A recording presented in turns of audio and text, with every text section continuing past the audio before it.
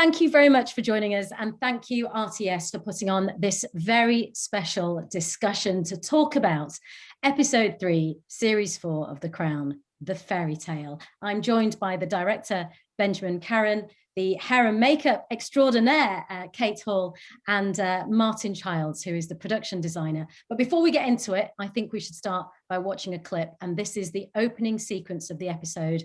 Diana has said yes to marrying Charles, and she's on her way back to her flat, where she's met by the press.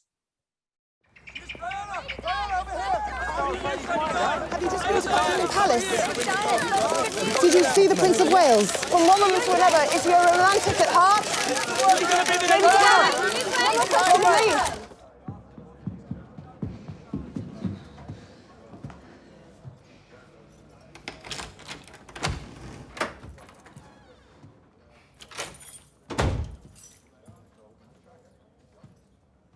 And?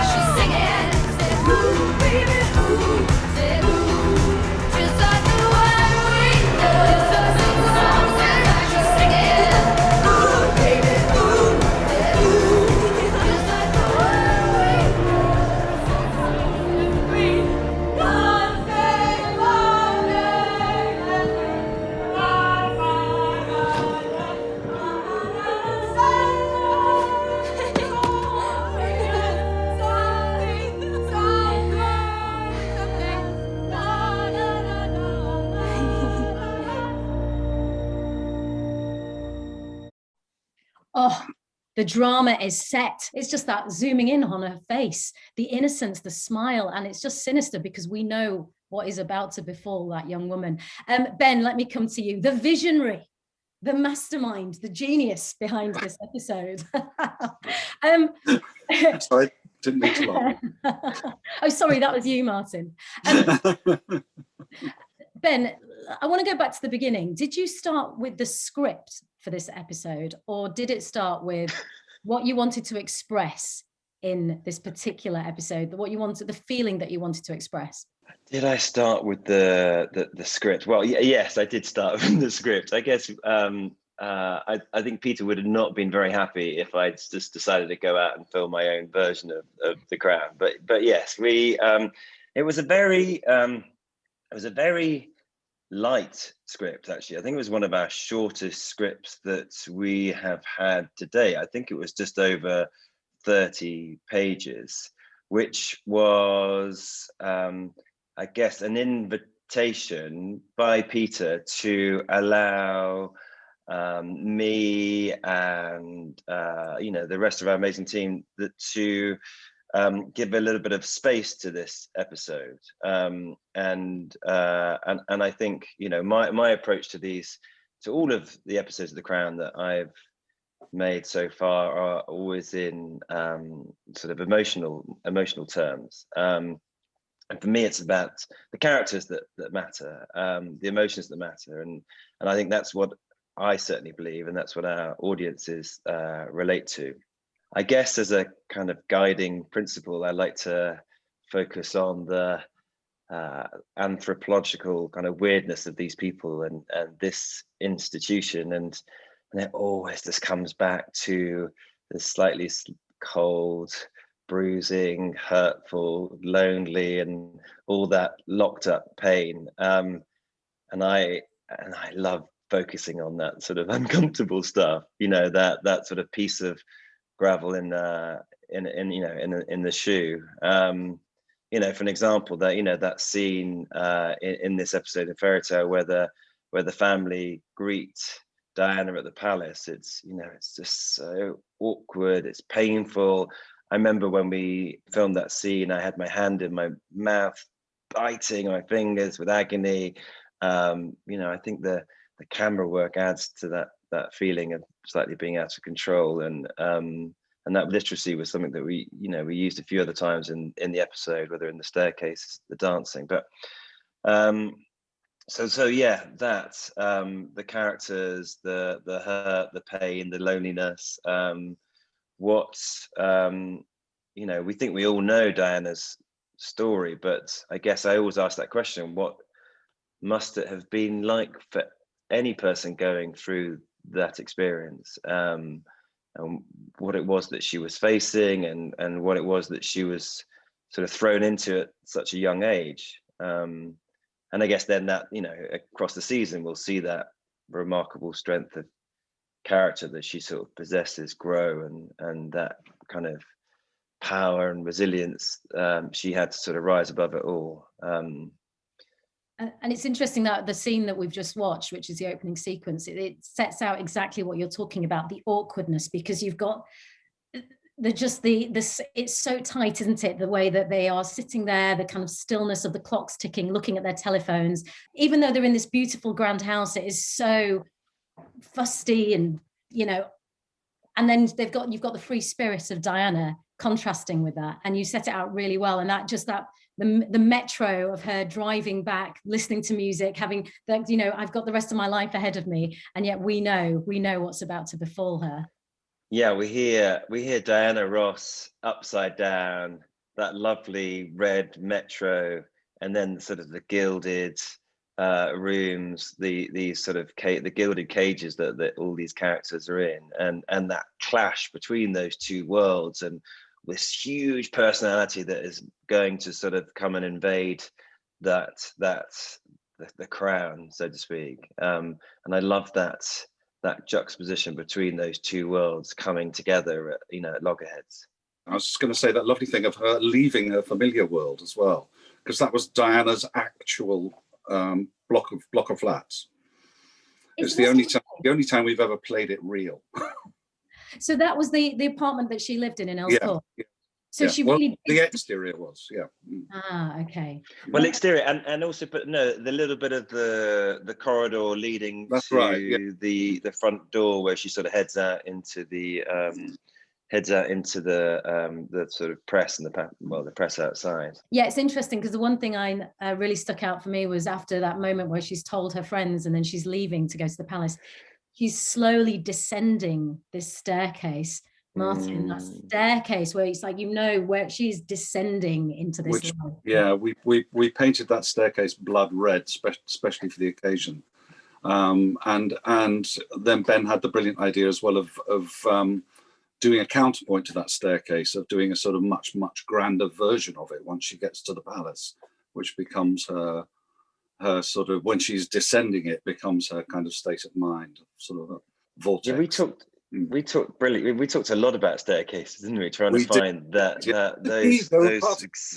those staircases were tricky to find. But yes, Martin did paint that entire staircase blood red. But it's really it's really symbolic, that moment, because she is sort of, it feels like it's the last time she's in saying goodbye to her friends, the comfort of her apartment, that life that she had before, almost the kind of severing of this umbilical cord as she goes down that staircase and is sort of handed over to her new family. And she's leaving one life and stepping into another, and and we see her change through this, and that is down to Emma Corrin's fantastic acting. She's just remarkable. It's not just me saying that, it's the Golden Globes that said it too. And of course, Kate, you bringing her to life.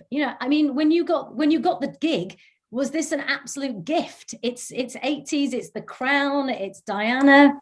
Yeah, I mean, so I got the gig the season before and it was terrifying, but luckily got to learn loads on the season before, so that by the time we got to Thatcher and Diana, which for me, I mean, the 80s was my childhood, so felt really special. And by then I was a bit more confident in the process and sort of a bit more kind of at ease with it all. So it was way more enjoyable and way less stressful. And obviously Emma is incredible casting. So we sort of went into season 4 knowing that we had Gillian and that we had Emma. And I think it didn't feel like a tough sell. So that was, you kind of didn't feel stressed at all about it, because she was so believable without the wig, without anything. She was already sort of 70% there, to be honest. So it just felt like a gorgeous process to be in. I mean, we have this kind of big, broad journey in The Crown. So we shoot 10 years, which if you're talking about effectively, I mean, adolescence to very much established adulthood. She was a kind of manufactured media icon by the time we leave the series. And we have to plot that journey really strategically over essentially 10 individual films. And Fairytale is really interesting because it's a real sort of springboard into that journey. So, you know, we're full of hope. She's full of that kind of adolescent excitement at the beginning. But actually, by the end of the episode, she knows and we know that it can't end well. And it sets up the kind of tragedy, I guess, for the whole season. So we had to tread that, I think, quite lightly, because actually we almost had to tell that whole story within the one episode, so that by the end, you sort of had a flavour of what was to become in terms of her looking far more manufactured and almost like a little girl dressing up and trying to kind of play the part. Sort of layers of authenticity and layers of just it feeling slightly off and a bit uncomfortable. And where do you start with the process? Do you just go back to looking at images of them? Do you have a file on each character? What's your process of bringing them to life? I think we're all pretty psychotic actually on The Crown in terms of research. There isn't really enough you can do. So I start months out and, like everybody, comb through thousands upon thousands of images, and I collate these kind of chronological Bibles of images for each character so that you can really plot when things changed visually for them. But we don't necessarily take that literally. So we don't then say, oh, well, you know, in 1984, she suddenly had slightly longer hair. It was actually true. She did in 1984 have long hair for the only time. And thankfully, Peter Morgan seems to write around these moments. So we didn't actually see her during that period of time. But so we don't necessarily tell every visual story that we research, but we like to kind of be informed by all of that information. And then really, I think the process is the same for all the characters, which is that we start by trying to get a shape. And if we can get a very convincing silhouette using a wig, so that if you kind of squint or if they're facing the other direction, it could be them, then I'm happy, because I feel like beyond that, the performance does everything. And the hair must have been tricky, that you're talking about wigs, because Diana's hair is just so recognizable, isn't it? Yeah, but in a way that's kind of a total godsend, because there's nothing it's sort of, I don't know, it's just so iconic that if you get it right, it can only be her. And in a way, if it was a bit more kind of blah, and it was a bit unrecognizable, then you'd be relying on so many more other tricks to try and do your job. But actually, what we're frightened of always is putting so much artifice in between the actor and the camera that what you get is a kind of hokey parody, not very authentic performance. So for us, it's about really trying to not get in the way of the actor, letting them do their best work, but just doing enough so that everything feels real and you're creating a world that's kind of robust, I guess. Yeah, and she absolutely embodies it. I mean, I'm sure working with Emma, as soon as that wig went on, and the makeup, I mean, the makeup looks quite minimal, but I'm sure you can tell me what you went, but that's it. You could just see those big blue eyes under that heavy fringe. And it's, did you come to life in front of you? Look, there she is. Yeah, I mean, she's hilarious. She's sort of all kind of, she came to us relatively new to the business and certainly not used to having 6-hour wig fittings several times a week. And she's all legs, and she'd be sort of in the chair, kind of trying to, you know, sprawled out this way and chatting. She was very relaxed. She was very cool about the whole thing. So that meant it was really, really enjoyable. So to be honest, it was just a lovely, quite easy experience from the beginning. And the braver we got, the better it got. In makeup terms, we basically went as minimal as possible at the beginning. We kept everything really soft, really creamy, really round, to give her as much of that adolescent kind of vibe as we could. And then we used beauty makeup to age her through the series. So we used those kind of nice 80s trends with cool, glittery tones. We used loads of kind of angular blusher and blue eyeliner and all of that stuff. And that really helped to kind of, I think, underpin the emotional narrative, and also to give us somewhere to go to tell that whole story. I mean, Ben, as Kate's pointed out, it was Emma's, you know, she was relatively unknown to screen. I mean, now I guess she's going to be one of the great actresses. I'm sure we'll see her going on to do great things.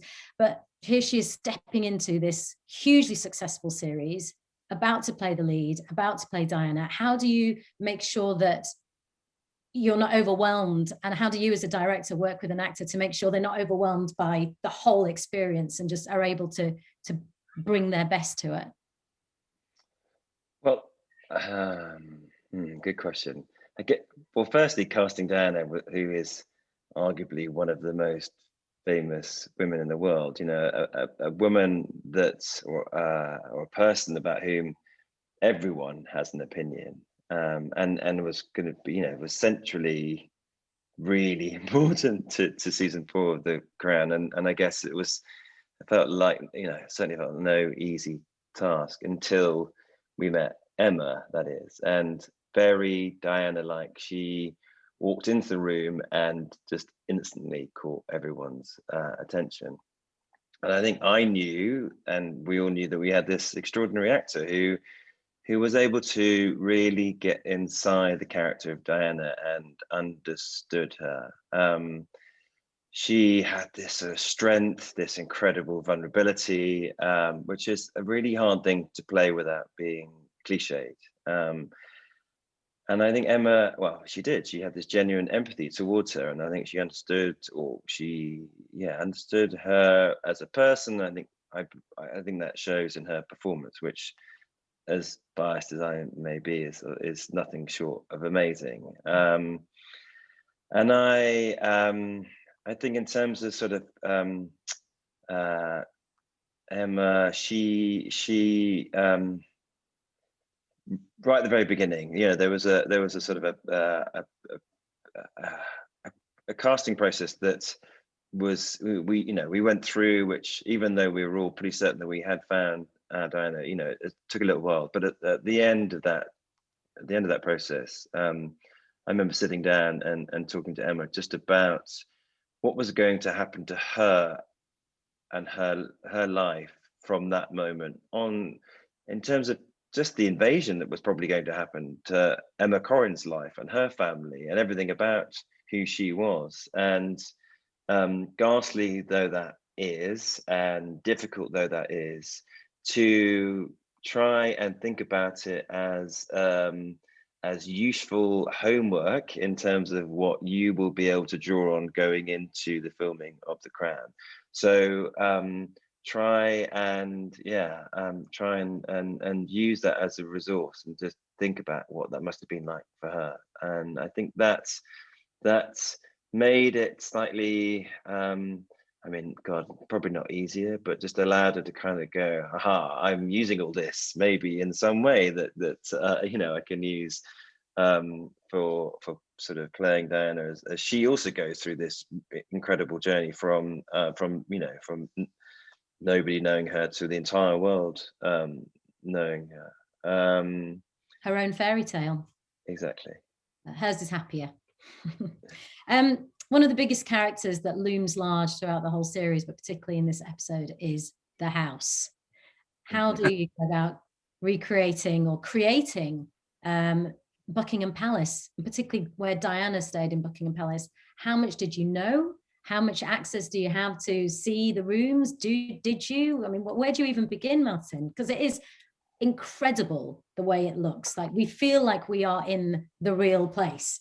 But obviously, very nice to hear. Thank you. I did a little exercise recently to work out how many locations we'd used to play the part of Buckingham Palace, and it was 15, including the 5 places that we've built at Elstree. 4 places we built at Elstree, plus 11 locations.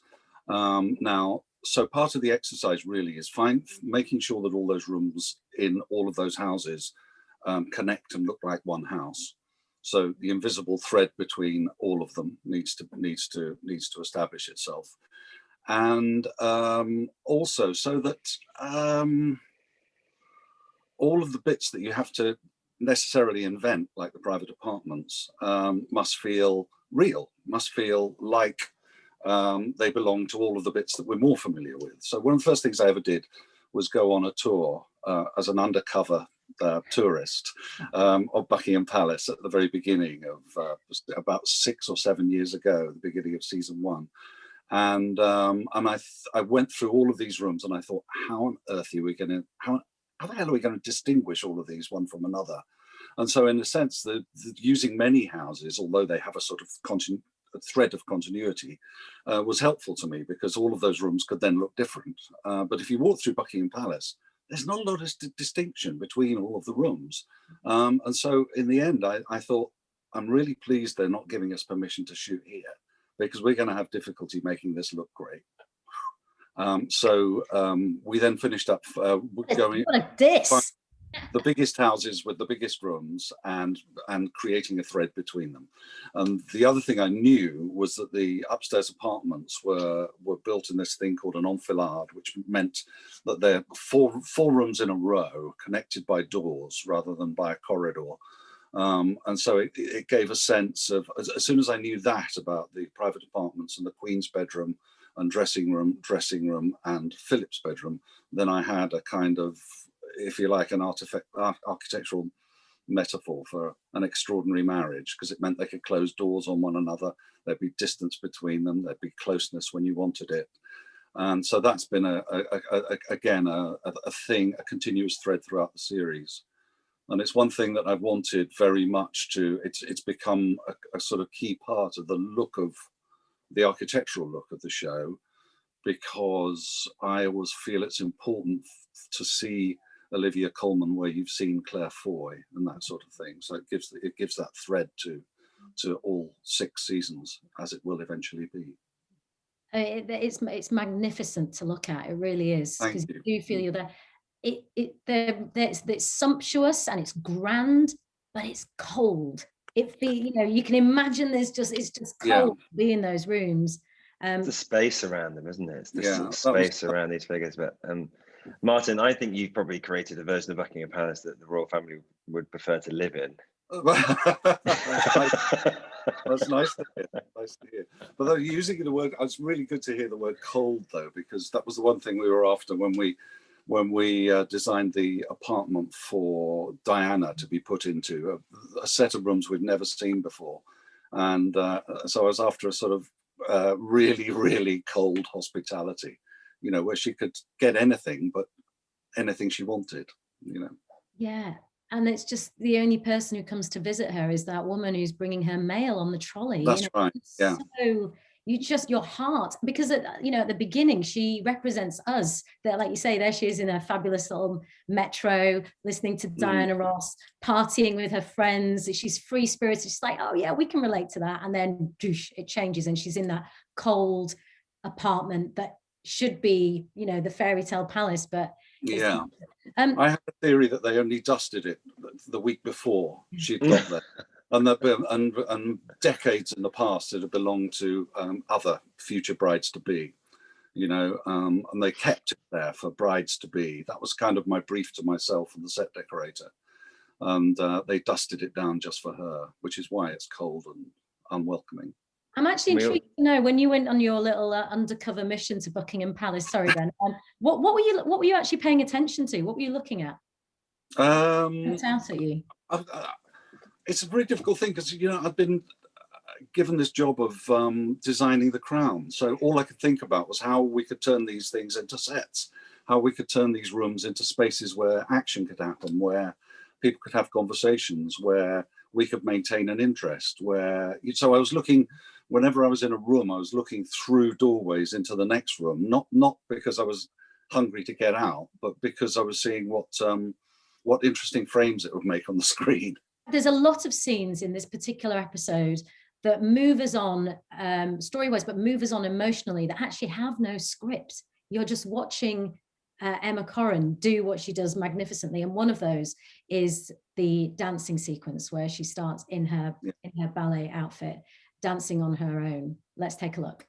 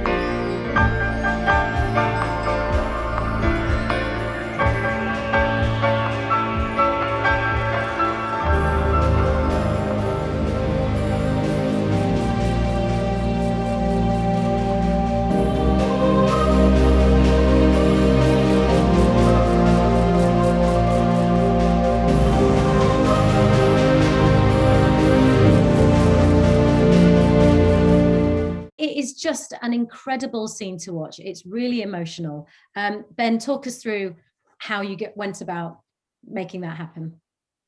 Well, I've got a bit of history with using dance as an expression of character. You know, way back in season 2, I had a scene, well, 2 scenes that kind of with Princess Margaret, with Vanessa Kirby, when she was sort of trapped in her bedroom once, when a sort of scene of frustration of a jilted engagement, and then later on when she meets Tony Armstrong Jones, and we sort of used the same space, 2 different pieces of music. So I love music and dance and the freedom that gives you to express something, you know, through with our characters. That scene actually was never originally written in. It was there was a sort of literally a beat with Diana having a ballet lesson, which apparently she did. She had a ballet teacher from when she was a child come to the palace to give her you know, to have ballet lessons. The ballet lesson for me felt sort of quite rigid, quite the repetition of it felt quite constrained slightly, and for that we used a choreographer, I think she's a ballerina, a prima ballerina, Emile Fulou. She came in with those particular bits, but I was more interested with the moment later where she came in, maybe the ballet teacher wasn't there and she was sort of left alone, and she starts off that scene with the same pattern that we've seen earlier in the ballet lesson, and then it sort of breaks out into her expression of her character, of her personality, of her trying to push out against the walls of the palace. You know, she's this kind of alone in there, finding a kind of freedom, this and like transcendence all bearing down on her as she kind of loses herself in dance, in movement, in music, and that sort of what I think is really hypnotic, and this beautiful melody of Elton's, which sort of has quite an emotional trigger to for me, it's certainly in that piece of music, which eventually transitions into our score. It's raw, it's emotional, it comes at a really difficult time for her, but I think it sort of it speaks volumes of this, her kind of incredible ability to overcome. When we were sort of filming it, I cleared everyone out, and Emma and we talked about possibly choreographing that scene, and we were like, we both felt that actually it was better that it was just free-formed, I guess. And you know, I always talk about a relationship with actors, about giving them a permission to fail, about allowing them to take themselves into a space which they're forgetting themselves, and allow themselves to go further than they might do without the constraints of being judged or being watched. And so we pulled everyone out. It was just me, the camera, and actually we played, and Emma's talked about this, we played Share, I believe, a piece of music that I think Emma had a real connection with, that you know, it didn't matter to me because we were going to replace the music later on, but it was something that I think she felt that she could sort of throw herself around the room to, and we just spent, I was just cheerleading from the side, and we just spent the morning photographing her literally letting herself go, and then that's, you know, then I had these amazing pieces that we just went into the edit with. And what I love about that sequence, it's like bittersweet, is it's still, and we use this throughout actually the whole episodes. I use sort of commercial music, so whether it's Stevie Nicks, whether it's Duran Duran, as a sort of expression of Diana and her personality, but then I always use the score as this represent Martin Phipps's beautiful score as this sort of representative of the crown, of duty, and it always comes sort of crashing in over the top of it. So you feel like this repression of the duty and the crown, which is the score, always kind of overlapping and eventually sort of slightly dampening that spirit. So that was a scene which I feel kind of really evokes all those feelings. But yeah, it was striking and it was amazing, and also just to see her alone in that huge vast room is it's really moving. It is incredibly moving. It's beautiful to watch, and you can tell that it's so real because she's in the moment, because we feel it. And we can see the frustration and her just expressing herself in an environment where she's so suppressed. And it contrasts with that brilliant scene of her in the roller boots.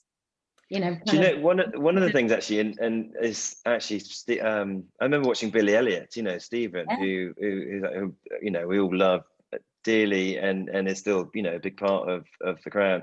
You know, I remember watching that scene, and I think that was probably in the back of my mind. And again, just that moment where Billy kind of just completely loses it on stage. And I think anything that does that with characters that again says so much more, gives you something else to them and who they are, apart from what, you know, in a sort of more scripted scene, I think is really, is so powerful. Yeah, and we feel as though we're really entering her inner world through that scene. You know, we're really with her. And I was totally sold. As a woman who often dances to Kate Bush alone at a certain point of the night, you know, I can see you can relate to that one too, Kate.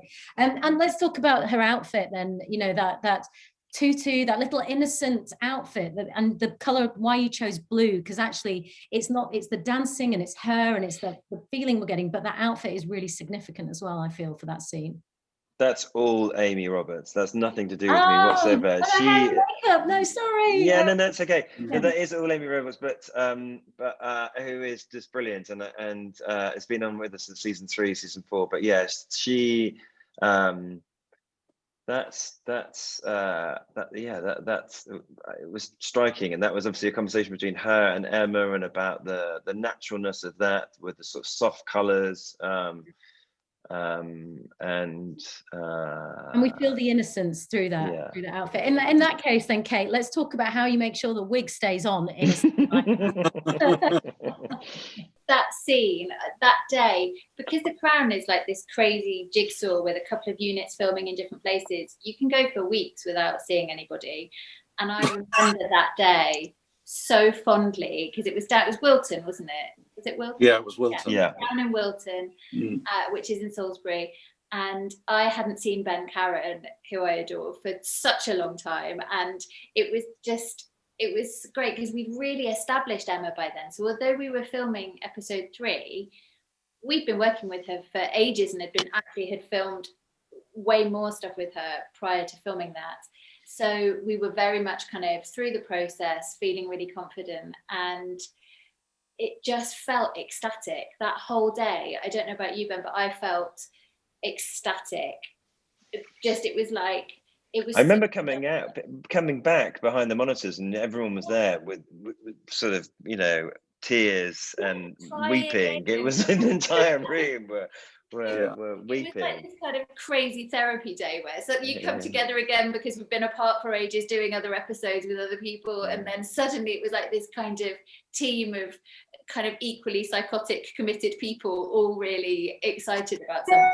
And it was so filmic, and it was so poetic, and it was like the best bits of all of the things that all of us do came together in this moment that felt, you know, very far away from kind of formal dialogue and filming, and it just felt a little bit like a Kate Bush video, but brilliant. And it was also a moment where Amy Roberts often comes to me and says, "Is this fabric going to look okay in this room?" And I go to Amy and say, "Is this room going to look okay around your fabric?" And we have these conversations the entire time, and this is the only time where the costume and the environment didn't go together, and deliberately didn't go together. Yeah. So that she could carry on being a fish out of water. Yeah, and the whole, like, the wig, I mean, we do quite a lot of wigs on the Crown, so the wig staying on, not really a thing, except that it is really thrilling because it moves like hair. So although no one in the world ever cares about whether it's a wig or not, from a really geeky point of view, we were thrilled because, and we put a bald piece underneath the wig so that actually when she moves, you can see skin underneath the wig and you can see the hair flicking around. And because it was a really great haircut, and Debbie, who looked after her, did an amazing job.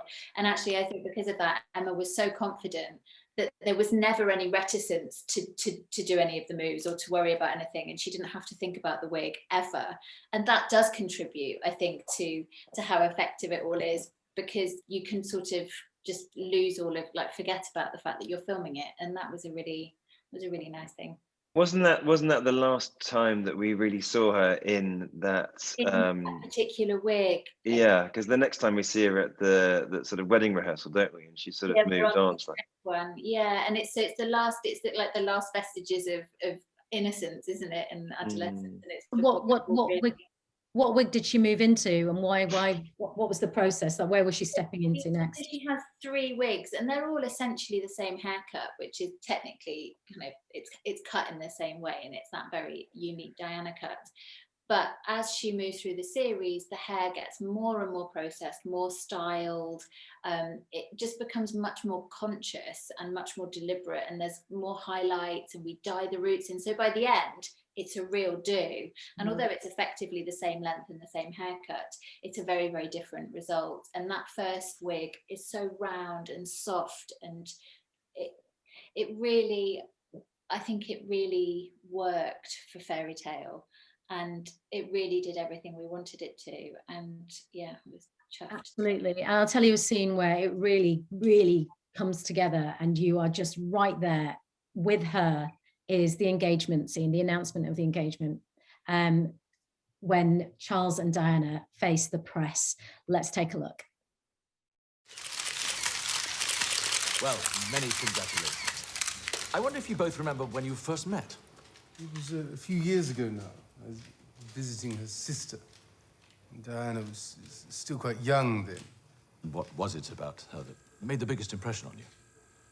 She was very original and lots of fun. And for you? Oh, he was simply marvelous. What can you tell us about the actual wedding? We're not that far on yet, but for now, we're delighted, really. Why, see, you're going to bring a deep and lasting joy to the nation. And if I may say, you both look very much in love. Oh, yes, absolutely. Whatever in love means. I mean, Ben, it is such an interesting scene. I'd love to know why you decided to do it the way you did, and have us watching through the lens rather than spend all of the time with them in the room. Well, so when I had this one image, which was weirdly outside Buckingham Palace, and it must have been about 1,000 cameras on tripods sort of in front of the gates, and it was a really striking moment of the entire world's lens focused towards the palace. And so I knew I wanted to sort of have a version of that, even though it was in one of the rooms in the palace. But that scene is so famous on so many levels. It's you can also go online and you can see a version of that scene. So we don't do it very often when we are recreating the real life moments, because it's just not kind of what we do. It feels like you're setting yourself up for a fall if you do that. However, that moment is really significant, or significant for us and part of the story, and what is said in that moment and what happens after that moment. So I guess they did. Josh and Emma did watch it, and they were faithful, I guess, to the representation of what both of those people were doing at that moment. But for me as the viewer, yeah, as you say, I was more interested in the viewer, the people around the world who were leaning into what these two were saying, and how do we represent that, I guess, through the lens of what it was being filmed. And so we focus on the camera, we focus on the lens of the camera. We, you know, we used a sort of a zoom to sort of drift across from Charles to Diana and back, and you know, we even sort of played with the kind of textures on the screen, so you sort of felt like you were, you know, inside the camera watching this moment, and the significance of this moment of, you know, whatever in love means. Oof. So yeah, I guess breaking that sort of fourth wall a little bit and going inside inside the lens.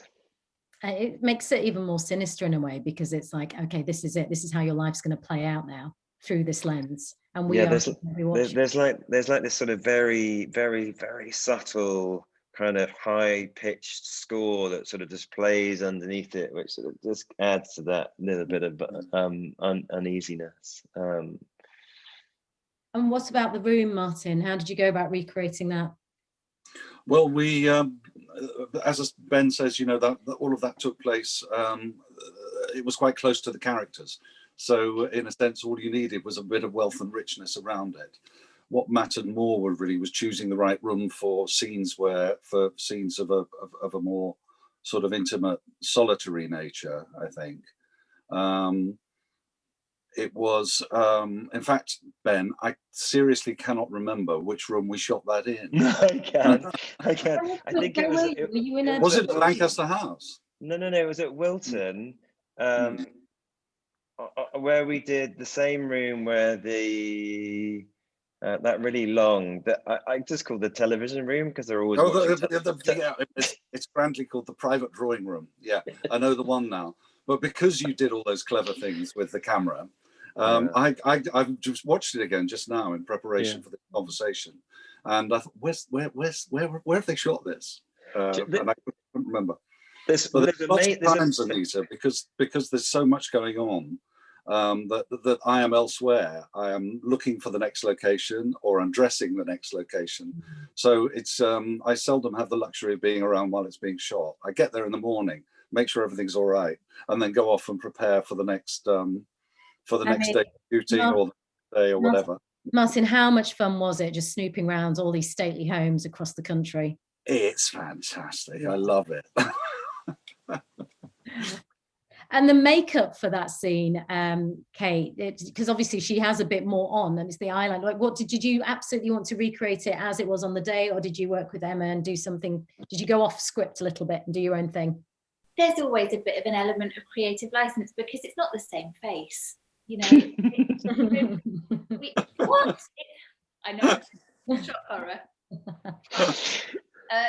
But basically, I think we try not to get too tied up in that stuff generally, because you can just tie yourself up in knots. You can't make someone who is anatomically somebody else without a shed load of prosthetics, and we just don't do that. We don't have the time in the morning to put a load of prosthetics on. And I think Ben would agree that for us, it would feel like there was a physical barrier between our wonderful actors and the camera, and it's just not what we do. So we did look at the pictures for the engagement. I've got tons of them in Diana's book, but it's more like that was the kind of makeup she was wearing at that point in her story. So it was relevant for that reason, rather than because, I mean, we did a load of press shots after we did a photo shoot.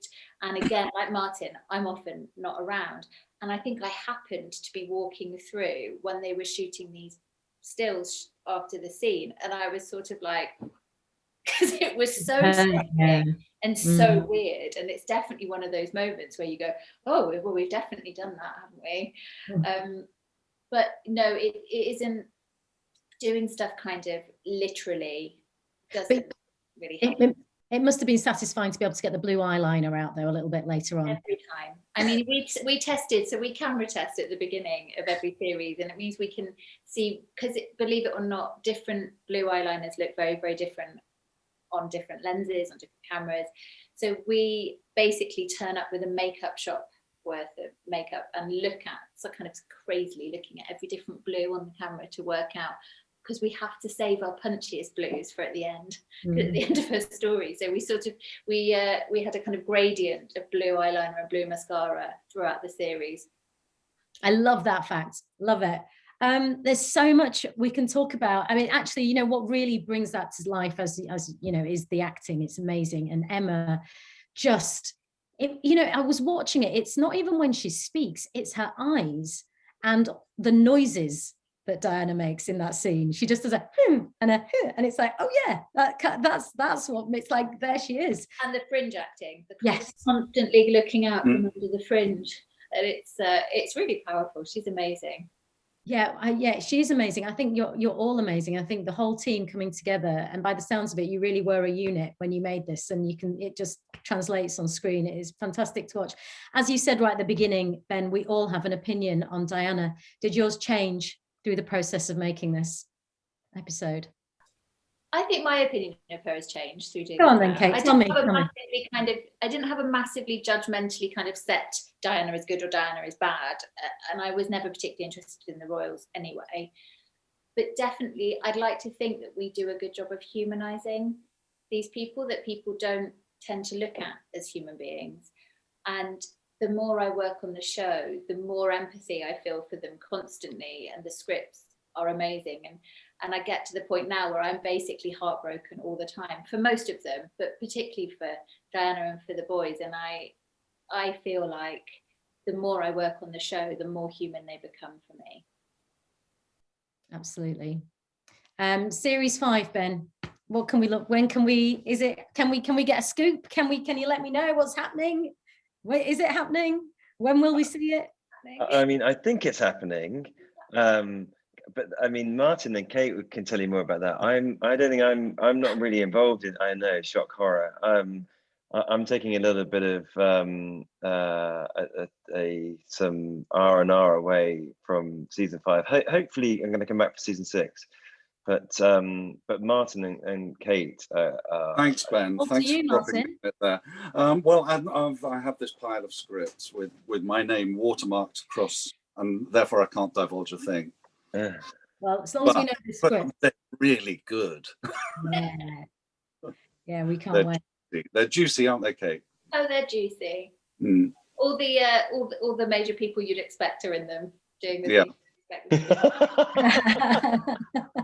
Well, we look forward to it. Kate, Martin, Ben, thank you so much. I really enjoyed that. I could have chatted for ages. It was really great. Thank you. My pleasure.